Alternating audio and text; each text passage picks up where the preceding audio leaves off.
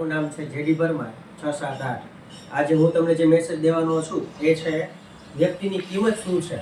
તો એક વ્યક્તિ છે, એને એક નાનું બાળક છે, એને શીખ આપવા માટે એ બાળકને એક પથ્થરો આપે છે અને બજારમાં મોકલે છે અને એના પપ્પા એવું કહે છે કે તું બેટા જ્યારે પથ્થરો દે ત્યારે ખાલી માત્ર 2 કહેજે, કોઈ પૂછે તો।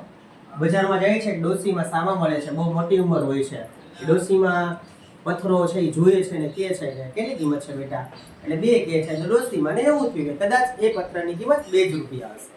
પછી બીજે દિવસે એના પપ્પા ફરી વખત એને બોધ લેવા માટે મોકલે છે।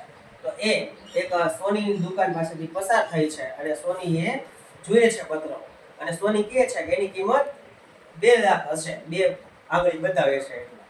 ફરી વખત ત્રીજા દિવસે એ જ મેસેજ માટે એક મોટી દુકાન હોય છે જે પથ્થરા વેચાતા હોય અને એ દાદા મોટી ઉંમરના છે, જોઈ જાય છે, પથ્થરો હાથમાં લે છે અને કહે છે કે અમારી પેઢીએ આવો પથ્થરો ક્યારેય નથી જોયો અને એ છે કે હું 2 કરોડ રૂપિયા આપી દઉં બેટા, પણ એ બાળક છે એના પપ્પાને પાછો પથ્થરો આપી દે છે।